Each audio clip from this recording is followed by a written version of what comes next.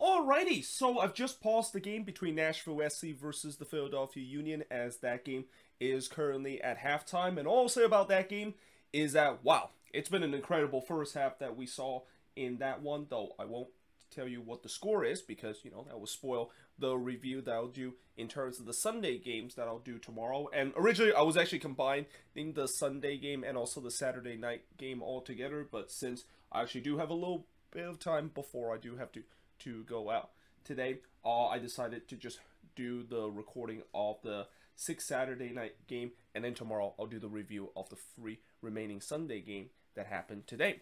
But let us actually begin with the first of the Sunday action, or no, not the first of the Sunday action, I meant the first of the Saturday night action, is Columbus versus DC United, and boy did the Crew need this one badly. I mean, for a team that has not looked good whatsoever for these past couple of weeks, and especially struggling at home and also struggling to score goals, and facing against a DC team that, I feel like the score doesn't justify the fact that, they actually play well in this game. The problem is they couldn't finish in this one, whereas Columbus, for once, they were able to put away the chances that they were lacking of putting it away for these past couple of games. That was one of the big factor of why they have had problem in terms of scoring goals in the last couple of games. Now, early on, Etienne mishit a shot from close range in the back post before Gressel missed wide from close, but despite the fact that there was 2 close chances for both of these teams, not much really happened early in this game. I mean, we fast forward into the 20th minute. Ola Kamara struck the post as he went through on goal, and that would kind of set the tone for DC in terms of their finishing tonight. Just 6 minutes later, Pedro Santos would score for the Crew, and I originally thought that this was actually Zarian, the one that scored, because, keep in mind, I am watching 4 games at a time, and that when I saw an amazing free kick goal score by the Crew, I was thinking, oh, that's Lucas Zarian basically finally getting one that he has came so close a couple of times on these free kicks. But no, instead, it's actually Pedro Santos, and Zarian actually was on the bench in this game. I'm not sure that he came off the bench out of this one, but yeah, Santos with a wonderful free kick to give the Crew a 1-0 lead. Now on the other end, Funtas fired one wide from 24 yards out. This was definitely not a good game for Taxi Funtas, and again, this is why, we've seen this before, where it's very easy and very tempted to say that when a player had an amazing debut for their team, that they are definitely going to be well in MLS. I mean, we've seen so many times when that, of course, has happened, and there's times where players just doesn't work out despite an amazing debut. Though, again, the verdict is still on Taxi Funtas, and that, this is just going to happen, and where you're going to have a rough game, and certainly this was one that he definitely had a rough one and didn't really get as the good amount of chances that he did in that last game that he played for, making his debut for DC. But there was no doubt that DC was trying to press for an equalizer, but right on the stroke of halftime, Columbus doubled their lead. It's Etienne scoring from Williams to make it 2-0 in favor of the Crew, and that would be the scoreline heading into halftime. Now in the second half, Canals, I thought he should have scored as he had an empty net to shoot in the back post, but unfortunately he hit the woodwork. And then I thought Gressel should have scored as he missed an absolute sitter from 4 yards out. And yeah, I mean, it's just not DC night in terms of their finishing, and you just feel like this is just one of those nights where no matter what a team tried to do, and no matter how glorious of an opportunity a team has a chance to put the ball into the back of net, their finishing is off, and these are the result that we saw from DC in this one. Funtas then blasted high from 26 yards out. Again, I think that was kind of more of a frustration shot nevertheless. But in the 75th minute, Columbus would make it 3-0, and of course it has to be Darlington Nagbe scoring an absolute golazo. And you know how I said that the Sebastian Ferreira 50-yard goal that he had against Austin couldn't be beaten for the goal of the week?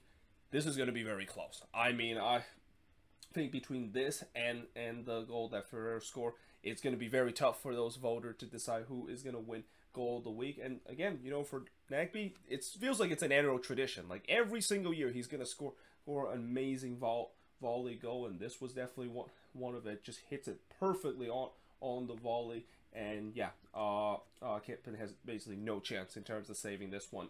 Gressel then misses a sitter again, which pretty much sums up DC night. And then Nagbe looked like he was trying to get his second goal, but this time he puts it wide. But in the end, the Crew snap out of their 4-game winless run by winning 3-0 against DC. And the shots in this one, 13 shots compared to 11 that DC had. Both teams had 3 shots on goal, 2 shots off target for the 8 that DC had, 8 shots that was blocked for the none that DC had. And possession-wise, DC did have the better of the possession, 57% possession compared to the 43% possession that Columbus has in this game. And again, this was just a game where, you know, despite DC had the same amount of chances that Columbus has had, they weren't being clinical, and the Crew was just clinical enough to get a massive 3 points that they desperately needed because of how bad things have gone for them in these past couple of weeks. But moving on into the next game, we got New England versus Inter Miami. So speaking of a team that also needed 3 points badly is the New England Revolution, which, you know, when we saw them get a much needed win just 2 weeks ago, we thought this was probably the beginning where the refs can turn things around. And then, yeah, the last game, they basically lost that one. But it seemed like this is a game where the refs are started to kind of look like the refs that we know, though I think there were part of this game where you kind of say that the refs are still not back to their best and not back to their supporter shield winning team. But hey, at least they got all 3 points in this game and got some revenge against Inter Miami in this one. And they got off to a fast start in this one, as just 1 minute into this game, and actually exactly 50 seconds into this game, Damian Rivera would score his first career MLS goal from heel and Polster. They mentioned later that that's actually the 3rd time that a player make his debut and score in the first minute. That's kind of a crazy stat, because, you know, to score in the first minute is definitely rare to see. But when you just make a debut for the team and you literally score in the first minute, and it already happened twice, I mean, I didn't think that was going to be the case. Like, I swear, when he scored that goal, I thought he was the first player to ever done so. But he has already done twice before in league history. Though you gotta say that this was just a gift from Marsman. Like, Marsman basically played a hospital ball in the middle there, which Polster basically intercepted. And yeah, New England basically punished Miami for making that mistake. Jones then fired one into the side netting. There was no doubt the refs were on the front foot, and Miami, yeah, they need to realize the game have started. I mean, I think they're probably still celebrating that they got that stadium vote in their favor, and that they are set to begin the process of building that stadium at the Freedom Park site. But yeah, this is a game that they need to show up and not just continue to celebrate on a historic moment for the club a couple of days ago. Heel then balloon one into the stands, and then he struck one straight to Marsman. I mean, it was all New England early into this game. Though Miami did start to wake up as we head into the half-hour mark. Lassiter blast one straight to Turner. By the way, Matt Turner making his comeback in this game, and maybe this is also one of the reasons why New England were able to keep a clean sheet, because this has been a huge problem for the refs in these past couple of weeks, where some of the goals that they have gave up isn't just because of bad defending, but also just their goalkeeper making either some bad mistake, or just should have saved a shot that any goalkeeper that even at the most mediocre level should make. So they certainly are glad that Turner, of course, is back in goal. But like I said, he won't be back in goal for long for this team, as he is going to be making that move to Arsenal. But like I mentioned, New England has already have a backup plan for him when Matt Turner eventually does move to Arsenal in July. But in the 41st minute, Marsman was able to deny heel from 18 yards out, and then Buxa hits one high, and then Marsman denied Polster from close range. Again, New England was pushing to try to get that second goal before halftime, but we do head to halftime with the refs leading 1-0. Now in the second half, Mibaki hits high from close range, and I thought it was a lively start for Miami, which is not a great news if you're a refs fan, because you've seen this story before where just as you thought the team could turn things around, yeah, they're going back to the old habit of a team that is just off to such a slow start to this season. But just as we thought Miami has the momentum, a red card was shown. And by the way, discipline was a huge issue in terms of the Saturday night action, where there was a lot of red cards that was shown in the Saturday night action. In fact, 6 of them in total in just these 6 games that has happened. Though I will say that some of them were maybe not justified, and maybe the referee was being a little bit trigger happy to show a second yellow. And what's even remarkable is all these red cards was because of of a second yellow. There was not one red card out of these 6 that we saw from Saturday action that happened because of a straight red. And New England, of course, were up a man after Lowe, of course, got his second yellow, and they waste no time to capitalize on that. As in the 64th minute, Buxa would score from Jones to make it 2-0 in favor of the Revs. It could have been 3-0 if Leggett didn't struck the post on the header. And then Miami was down to 9 men as Quinteros would also get his second yellow card. And you just feel like, yeah, I mean, if the game wasn't over before, it is pretty much down. I mean, I still kind of kept watching because, you know, you never know. We've seen this before where teams can be down to 10 men and they somehow were able to come back, but no such luck this time for Miami. I mean, when you went down to 9 men, that is going to be really against you. And then Hill, of course, tried to score a third for the Refs and really try to score his first in this game because he was very lively in this one, but he missed that one wide in the 85th minute. And I just kind of feel like it was just a training session for the Refs. Like, you can clearly see Inter Miami they completely checked out as soon as they went down to 9 men, or even when they went down to 10 men and give up that second goal. Like, they just did not want to be there anymore. And yeah, in the end, New England, of course, win 2-0 against Inter Miami. And the shots in this one, 18 shots for the 7 that Miami has, 6 shots on goal for the 3 that Miami has, 8 shots off target for the 2 that Miami has, 2 shots that was blocked for the 4 that Miami has, and possession-wise, 44%, or no, I'm sorry, 67% possession compared to 33% possession that Inter Miami has in this game. And Inter Miami's 3-game winning streak, was it 3-game or 4 games? Either way, their winning streak does come to an end, and yeah, I mean, it's gonna happen. Like, you knew that this team, even though they had a good run,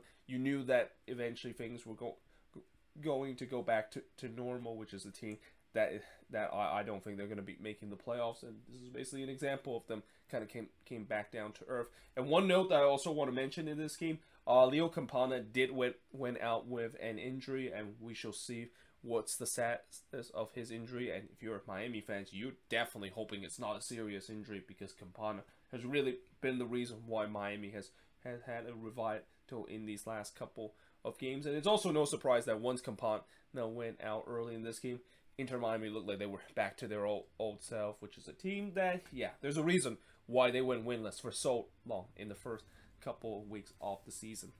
But that being said, moving on in terms of the next match, we got Orlando versus Charlotte FC, and you know, the scoreline actually doesn't indicate the fact that this was not a close game whatsoever, and that I would say that this was probably one of the worst games that Charlotte had played this season, where Orlando just kind of took care of business, scored those 2 goals in the first half, and then just kind of cruised their way to get all 3 points, even though I know the final scoreline looked like it was closer than it indicated.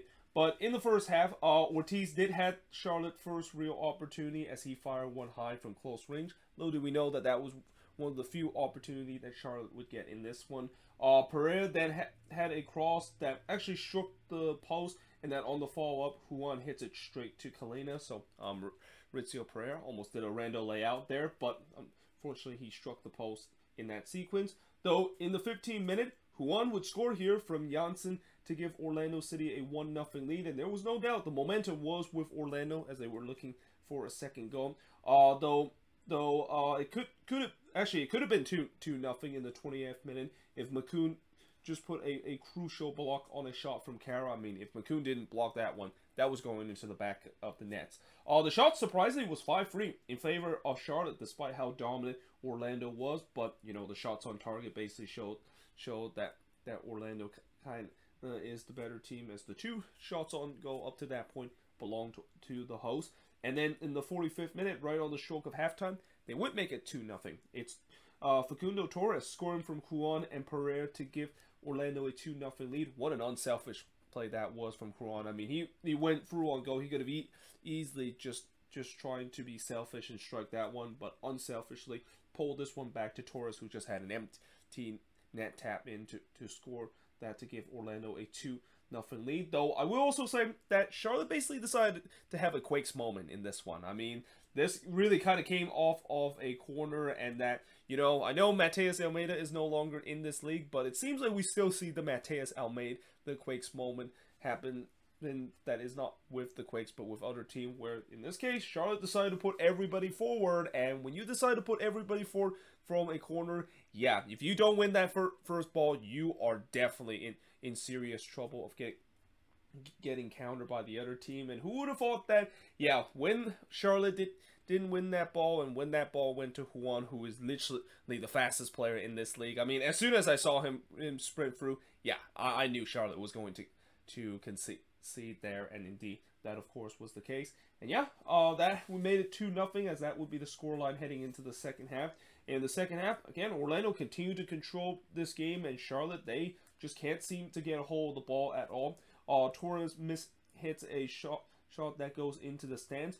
But then there was a penalty that was given to Charlotte as Schlegel would brought down Franco into the box. Now originally, the referee booked Matinho for this foul, and that originally he thought that Matinho was the one that was the culprit of bringing down Franco in the box. But later on, they did correct that indeed it was actually Schlegel, the one that brought Franco down in the box. But yeah, Charlotte had a lifeline kind of out of the blue, and Fuchs basically took advantage of that lifeline as he scored here to make this a 2-1 game. Janssen looked to restore Orlando 2-goal lead instantly, but he puts one hide. And despite the fact that, you know, Charlotte getting back into this game, they still have no answer going forward on the attack, and really still have trouble in terms of possessing the ball. I mean, it was just way too easy for Orlando to just kind of move the ball around, and there was not really one point I thought Charlotte would have a chance to get this equalizer. Van der Vaarder then puts one straight to Kalina, as Orlando was just kind of making sure that they do get that insured third goal and restore a 2-goal advantage. But finally, as we head into stoppage time, Charlotte finally pressed for the equalizer. But by then, it was way too late, as in the end, Orlando was able to hold on to win 2-1 in this one, in the shots of this one. 7 shots for the 8 that Charlotte has. 4 shots on goal for the 1 that Charlotte has.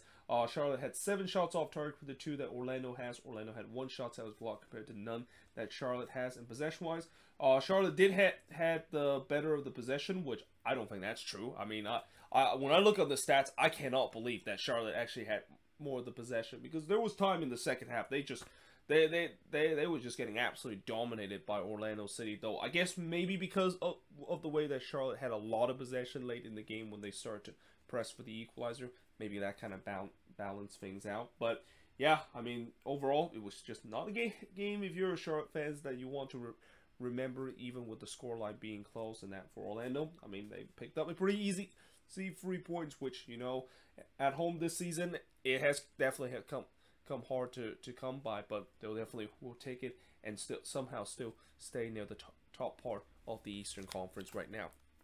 But that being said, moving on into the next game, we got Chicago versus the New York Red Bulls. So not only the fact that we saw some history happen in this game, but this game was an absolute shit show. I mean, this was, like, if you want one peak MLS moment and peak MLS After Dark moment, this one has it all. I mean, we had red cards, we had controversial penalty, we had VAR malfunction, we had a long weather delay that probably should have not happened, because, you know, they literally stopped the game right as we were into stoppage time. And that, again, you know, if you're going to stop the game for lightning, and I know there's a protocol for that, but just play for the next couple. Like, you're already into stoppage time, just play the remaining stoppage time, and then you can stop the game at halftime, because then it kind of creates a situation where, you know, if you do restart the game, I mean, it's going to only play stoppage time, and then you create this awkward kind of situation where there's only going to be like a 3-minute halftime before both teams kind of switch side. But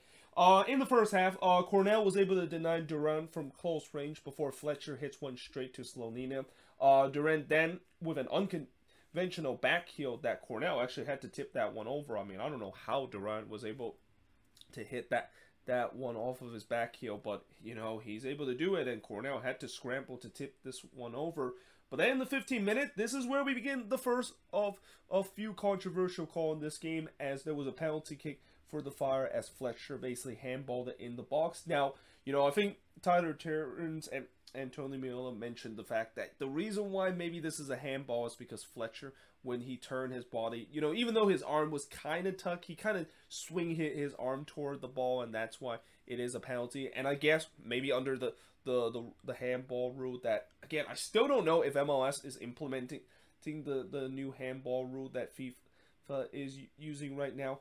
Yeah, that of course is a penalty. But the reason why I still feel it's controversial is because we've seen that not being called before, but in this case it was given a penalty, and then Shaqiri was able to bury that penalty to give the Fire a 1-0 lead.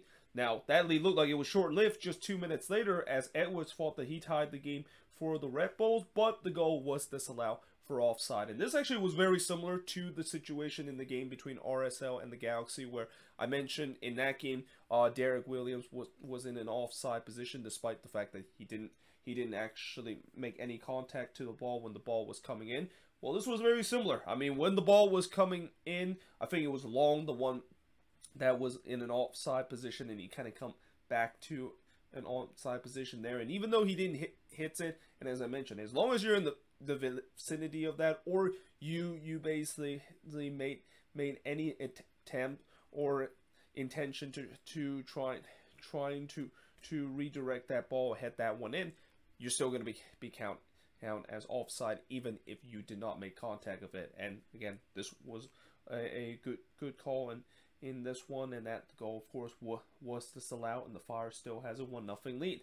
Though I thought the Red Bulls, despite with that goals being disallowed, they responded well. While the Fire defense, they definitely look a little bit rickety, and in some way, you would say that you know that VAR stoppage kind of helped their defense a little bit, because after that, I thought they kind of become a little bit more organized, and kind of the defense that we've seen so far from the Fire, which, you know, their defense still is considered one of the top defense in the league. But in the first minute of stoppage time, this is where I mentioned the game kind of stopped for the game stopped because of lightning, and it didn't resume until 9:50 p.m. local time. So what? That's like about 70+ minutes before the game resumed. And again, it just feels weird, the fact that they stopped the game in the first minute of a 6-minute stoppage time. Like, they could have easily just played the 5 minutes and then just kind of calls it. And I know the whole protocol and stuff like that, but yeah, I mean, they should have just done that, because then, you know, it created a situation where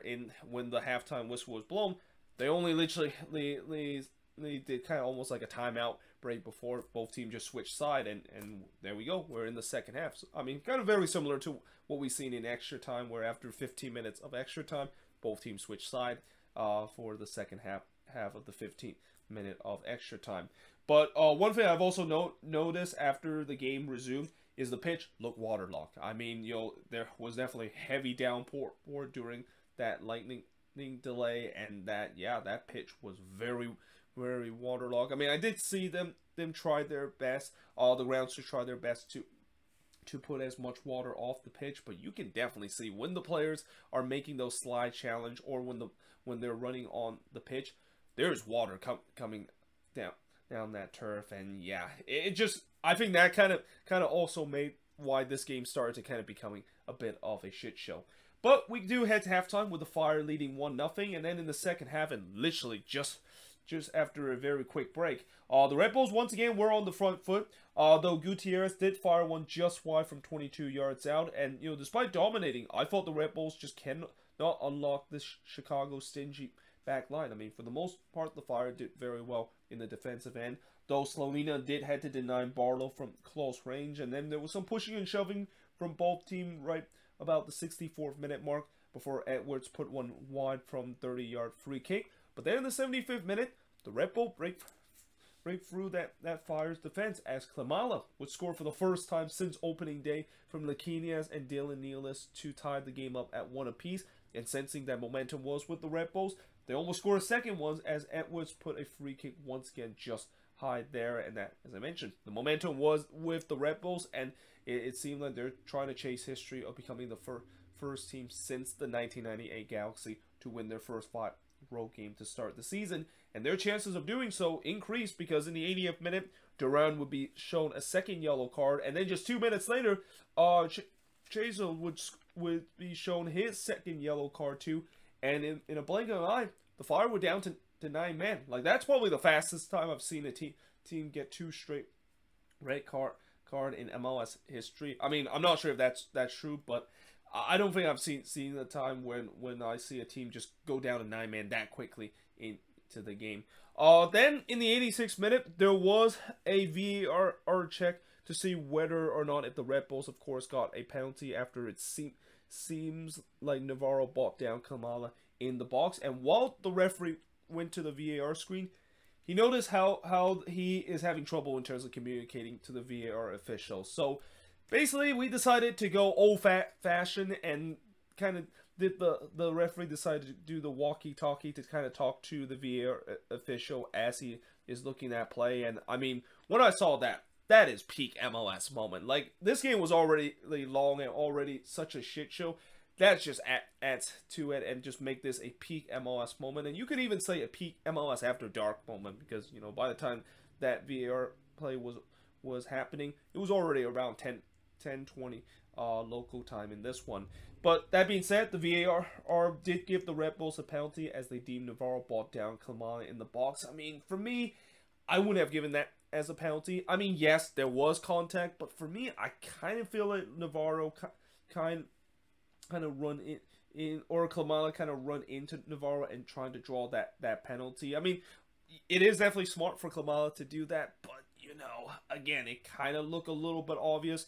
Though, again, maybe this is because I'm just looking at in slow motion, and sometimes when you're looking in slow motion, it might be a little bit different compared to when you're, of course, looking at real time. But nevertheless, a penalty was given, which Kamala was able to put that one away. And yeah, the Red Bulls were up 2-1 in this one. Though, just as you thought that this game couldn't get any more shit show, there was then a VAR check. Well, actually, not a VAR check, but there was actually kind of like a check whether or not if there was a handball against the Red Bulls. I mean, the referee didn't go to the monitor again to check that, and I'm pretty sure he was happy he's not going to go to the monitor again, because I mean, this would have made this process even much longer. But the penalty was not given there.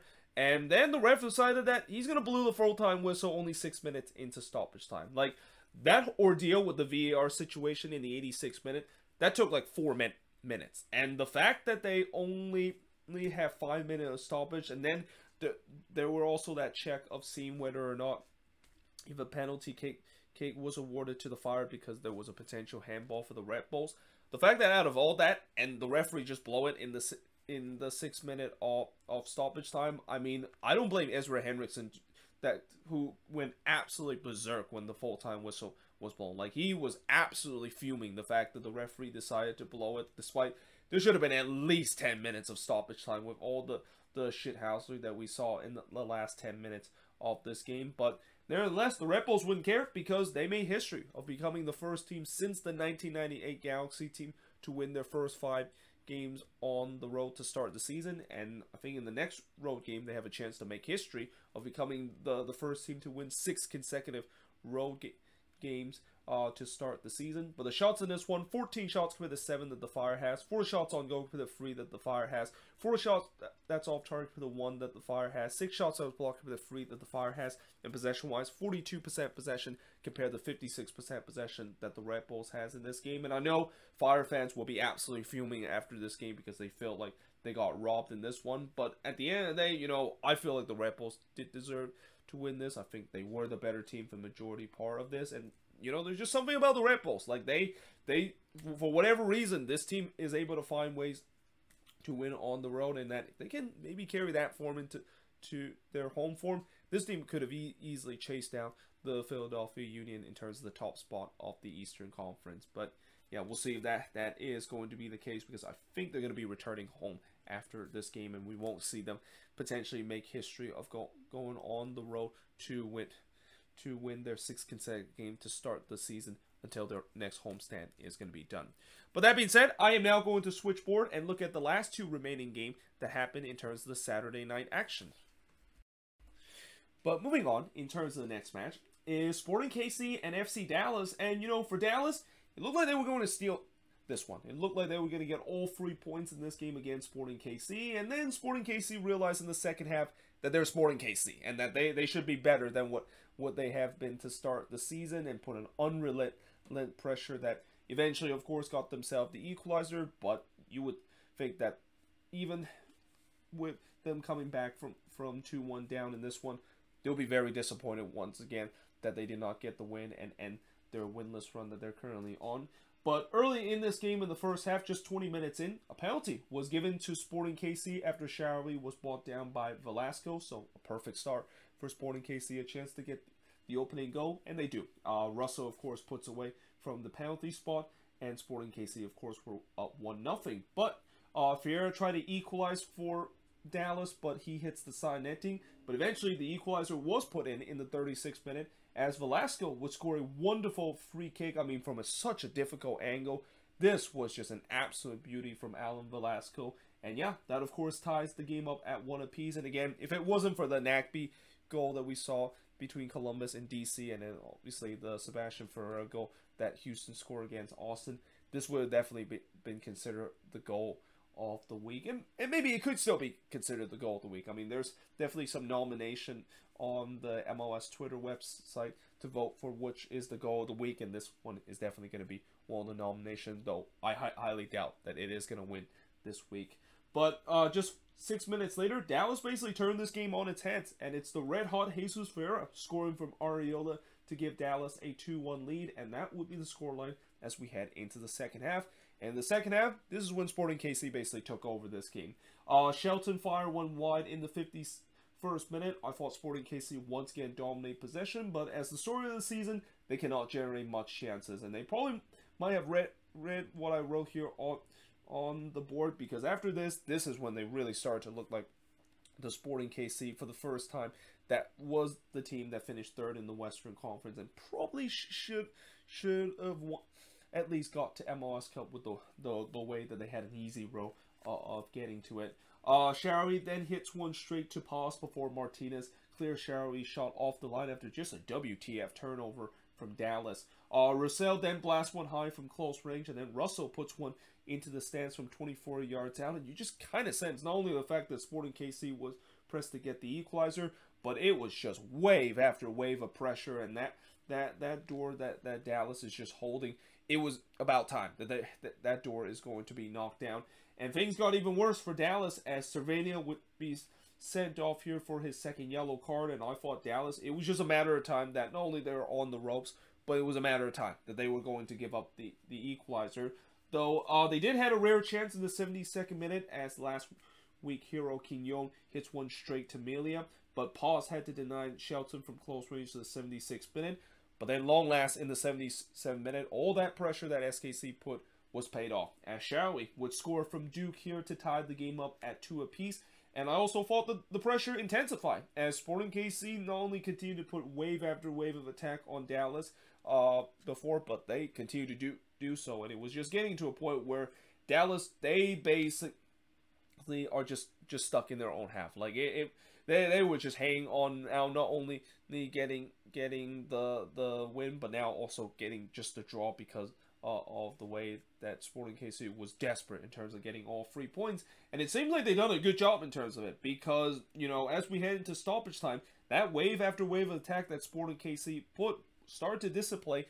And even though if Dallas still couldn't get out of their own half for most of the time, you know, they at least kept this one comfortable, and that as we head deep into stoppage time, you know, we didn't see those same chances that Sporting KC had as we did earlier in the second half. And in fact, in the 5th minute of this game, as I mentioned, Dallas almost tried to steal this one, and Franco Jara decided that he's going to one-up Seba with his own 50-yard chip over the keeper. But yeah, unfortunately this time it didn't work, as Melia was able to just get back to his lines and easily caught that one.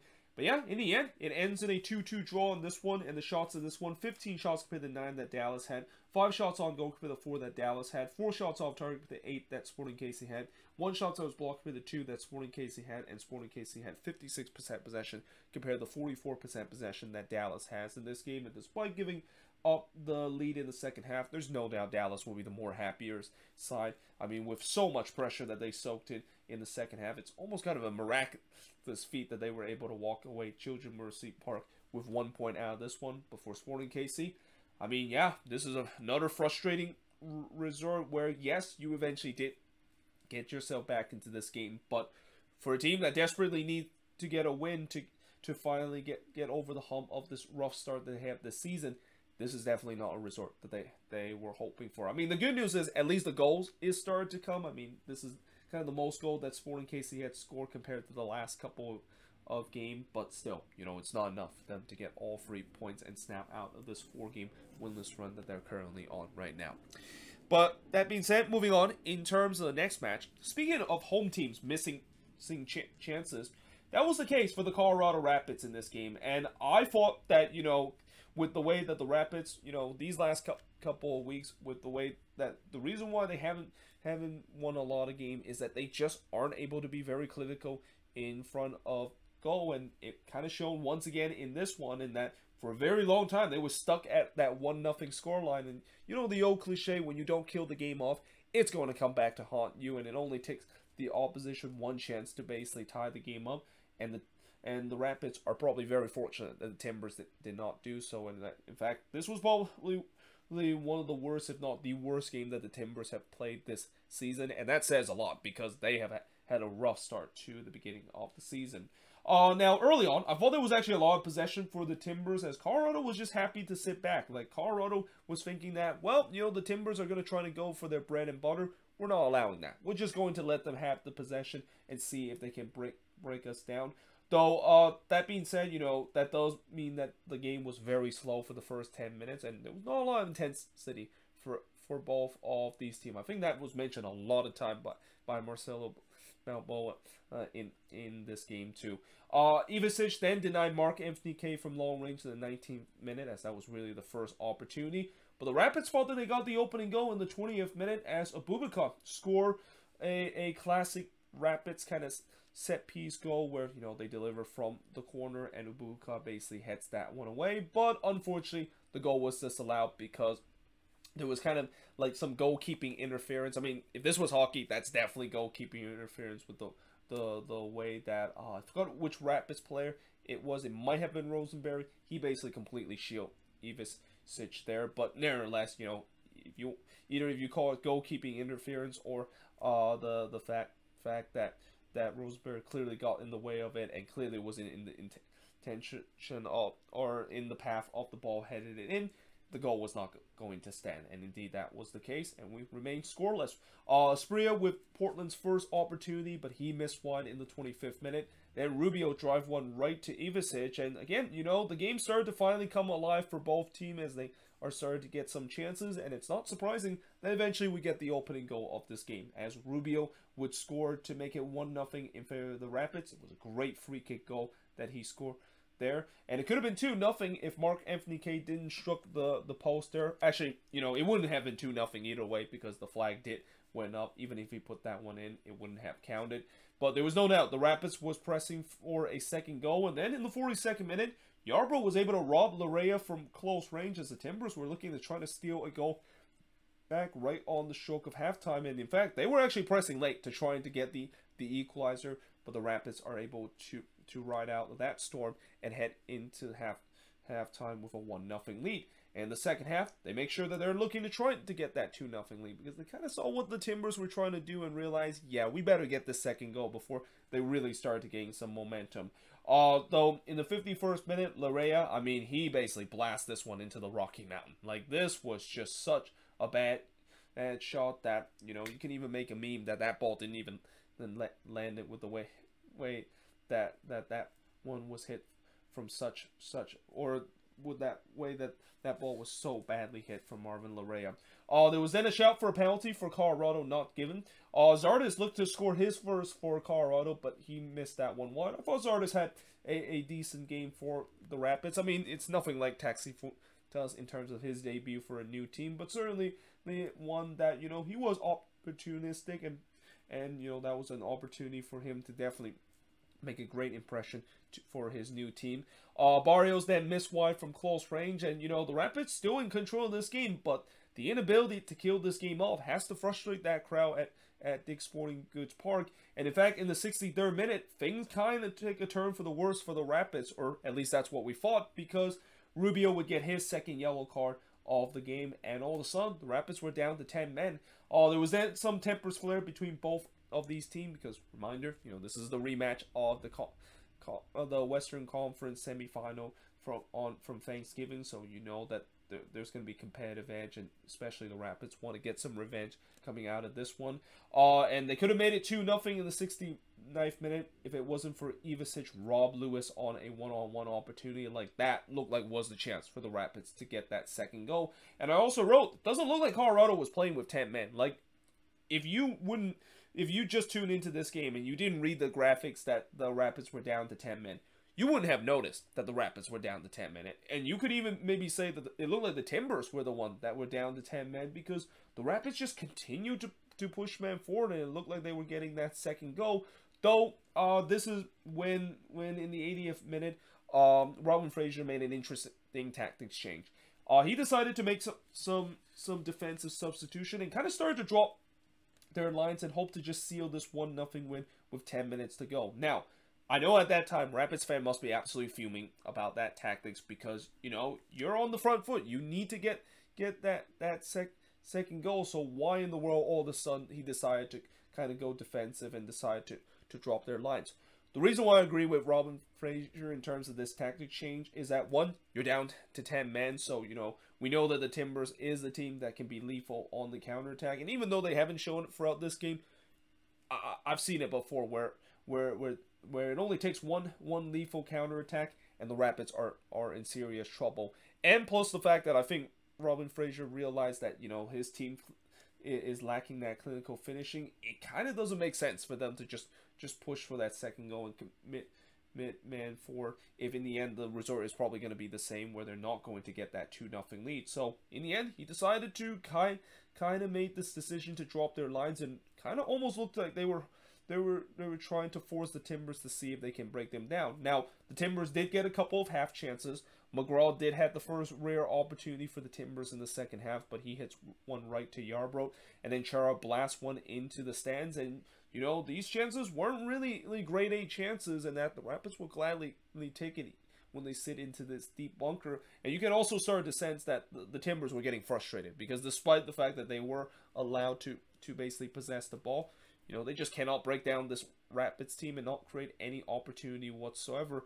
And it also doesn't help the fact that they just look very slow and predictable with the way that they were attacking throughout this game. Moreno then blasts one from close range to 87 minute before Estrella did the same thing from 17 yards out. And just as we thought the Rapids might have escaped with a 1-0 lead, they finally got that second goal, and that goal that pretty much get them all 3 points, as Mark-Anthony Kaye would score from Barrios to make it 2-0 in favor of the Rapids. And again, you know, if you're a Rapids fan, you were hoping that that second goal would have come much sooner than literally the last kick of the game, but they'll definitely take it, because again, that pretty much sealed all 3 points for the Rapids in this one. And yeah, in the end, the Rapids win 2-0 against the Portland Timbers. Shots in this one, 17 shots for the 11 that the Timbers had. 6 shots on goal for the 3 that the Timbers had. Both teams had 7 shots off target. 4 shots that was blocked for the 1 that the Timbers had. And possession-wise, 52% possession compared to 48% possession that the Timbers has in this game. And again, for the Rapids, a much-needed win in this one, consider things have definitely not gone well for Robin Fraser team these last couple of weeks. But for the Timbers, the miserable start for them continue. And, you know, I know some people will say eventually they will turn it on, but, you know, you got to be careful of saying that, because we've said the same thing with some good teams before in the past, where you say, oh, eventually they're going to have a Seattle Sounder as second half resurgent, and everything will be fine. And I'm not saying that Giovanni Savarese can definitely turn this team around. I mean, the Timbers have showed that they can do it, but, you know, we're now almost more than a quarter into the season. The Timbers have played 10 games, and yeah, they're believe it or not, when I look in the standing, they're actually not as bad as some people think that they are. They're actually still in touching distance of making the playoffs. But, you know, for teams that have aspiration of trying to get back to MLS Cup, just making the playoffs is still not good enough. I mean, this team, you know, they got to get going eventually, because, you know, if they don't get going and if they don't begin the second half resurgence, you wonder when is that going to be the case. And in some way, they're also hoping that eventually they're going to be playing the Seattle Sounders, because we've seen before where, you know, if the Timbers does get that big win against the Sounders, you know, not only it's a big win for their fans, but we've seen many times where teams win the Cascadia Derby, and they go on a crazy run after that. And I think the next Cascadia Derby, God, I actually don't know which one it is, and I should have known it because, you know, those two games are always the one that I'm looking forward to most in the season. But I'm pretty sure the Timbers are desperately in terms of having that one, because they want that game to happen as soon as possible so they can win that, and then maybe they'll start a crazy second half resurgence, because it definitely doesn't look like it with the way how they've been playing in these last couple of weeks. But there you have it. That is pretty much it for my review of these 6 games that happened in terms of the Saturday night action. Let me know in the comments below, what do you think of these 6 games? And yeah, hope you guys enjoyed this video. If you do, make sure you guys see a like, smash the subscribe button, and yeah, I of course will see you guys next time.